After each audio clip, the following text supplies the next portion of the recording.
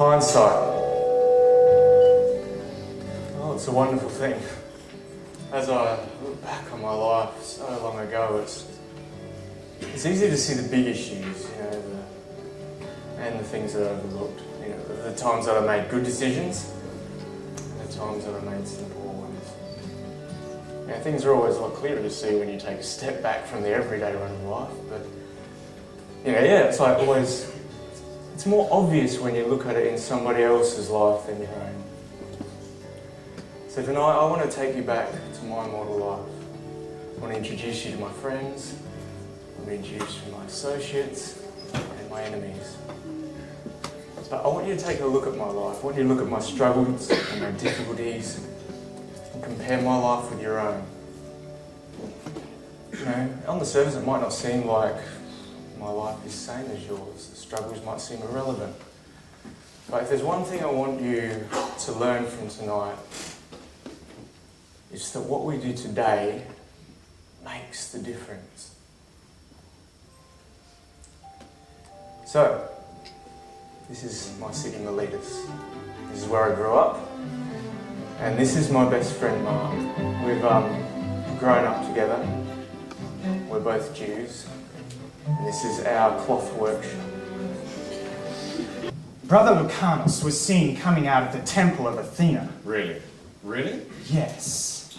Wow. Several eyewitnesses saw him. And you know what goes on in those filthy, disgusting temples. Oh, it makes me shudder to think. We've taken those Gentiles away from their disgusting way of life. And now, they're just going back to it. I don't know, Jude. I just keep thinking, what can be done about this? Yes. All this freedom in Christ that they talk about. It's destroying them. And with freedom we cannot contain people. If they had not left the law, none of this sort of thing would happen. What do you think we should do about it, Brother Jude? Well, you see, this is it. This is it. How do we curb the flow?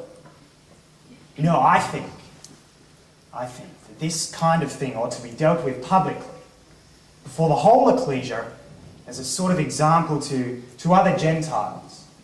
If there was strict adherence to the law by all, including the Gentile, then none of this sort of thing would it even happen. Well, how about we bring it, I don't know, before Timothy while he's down? He's really good with that sort of thing, isn't he? Well, sort of. Take on a few more people, so it should slow down. Yeah. For me, at least. So, how's the old place going?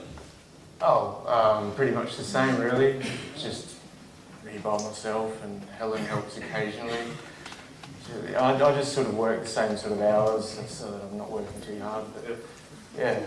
Well, the reason we came to see you today was because we've sort of been hearing some strange reports from your ecclesia, and we just wanted to come and talk to you about it. That was all. Yeah.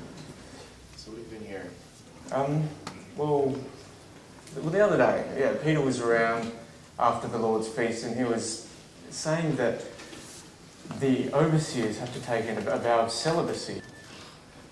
Look, you don't come away from the Lord's Feast feeling alive and enthusiastic for the church. Honestly, back in Miletus, it was all about what was going wrong and what you were doing wrong in your life. Mark, I don't think we're just going to walk into God's kingdom. We have to be making active decisions today. We have to be agonising for the kingdom. We need to be making tough decisions. You know that what they're doing is wrong, don't you? I don't agree with everything they're doing. It's just... Well, then you need to think about it seriously. The longer you stay there, the more your conscience is going to be seared and the harder it will be to leave. Long time no see. Oh man, it has been a bit like that. It's crazy. Work's full on and stuff. Coming in anyway. Sit down on my rubbish couch. We've got to start somewhere, right? Do you guys want to drink like hot, cold? Yeah, cold thanks. Milk, water, Coke? Yeah. Cup of tea, please. Cool. Put the kettle on. So, things have been pretty busy. Hey, they've been absolutely crazy. Man, I've got like a new position, promotion, I guess. At work, yeah, I'm a special class technician or something now, so yeah, whatever that means. I've just been doing heaps of like crazy overtime and a bit of travelling, a bit of over the state work, whatever you call it. Yeah, no, it's been pretty full on anyway, so the pay is absolutely sweet, that's the good side. Yeah, it's absolutely rolling. Still pretty much going on the home loan. Yeah, well, it looks nice when you first got it. Yeah, she is. I'm pretty excited. I'm actually hoping to sell it maybe next year. I've been spending loads of time on it myself. Yeah, it's been taking heaps of time. But yeah, hopefully I'll sell it next year. Bit of an investment kind of thing, so be good, get some money back. Sounds like the kettle.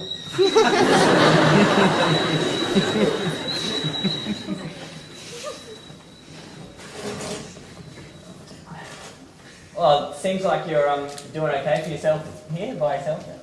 Yeah, it's pretty flat out. I've just been doing the usual stuff, but it takes a fair bit of time, eh? Just the whole cooking, cleaning, ironing, washing, all that stuff. Cooking. You cook most nights. Oops, shouldn't have said cooking. That's probably the only one that I don't really do at all. By the time I come home from work, I'm absolutely hammered, and I'm just pretty keen to just chill out. So I usually just order something in, saves me on dishes. This is your tea company.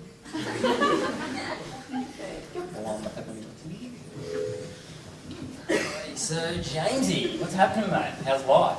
Work? Yeah, mate. Big Bob, is he still around? He's left, so no more big Bob jokes anymore.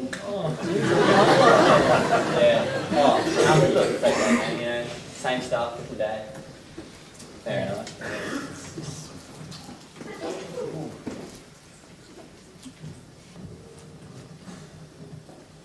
I don't know, I just, honestly, I've just lost my motivation. We understand, like, we're heaps busy as well. It's not like we're always on track, but don't you think if you went to the meeting it would help you, you know, grow closer to God and appreciate what He's done for us and encourage each other? That's where we can, you know, keep together and... Like, just think about the last time, you know, you had that God time. I know, it's like when you get home from a real busy day at work, like, it's not realistic maybe to say, well, how can I improve my relationship with God? But if you don't do something every day, it's really hard to appreciate God. Yeah, I know.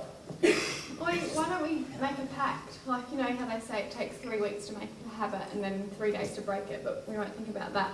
But if we, you know, if we commit ourselves to reading a chapter or a part of the Bible and then, you know, text each other the verse or some idea that we got from it, we can all help each other and see how that goes for a month or something.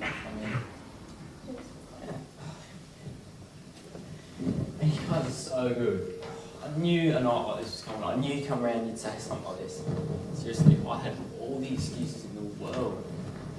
Man, I just need to be more honest with myself. No, I know I'll get to the kingdom. I know it. Like, seriously, I need some help at the moment. I'm struggling. I'll get it. Yeah.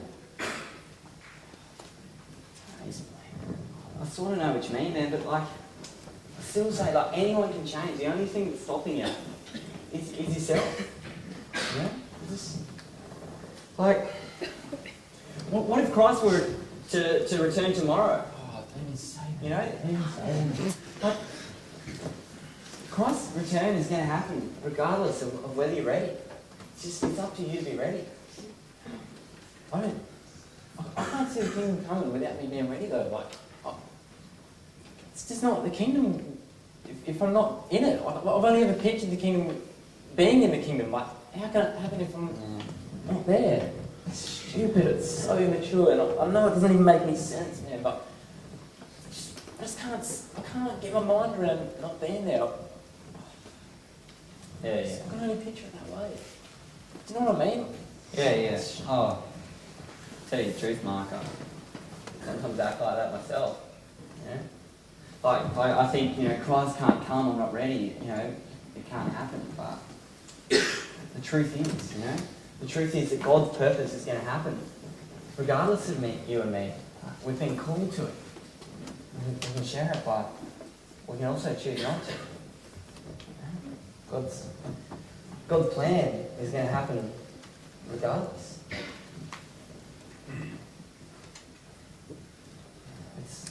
Look, man. Look, why don't I take you home? You know, things will seem clear in the morning. We can have a chat about it today. That's all right, man. I'll get it. Don't be ridiculous. Come on, man.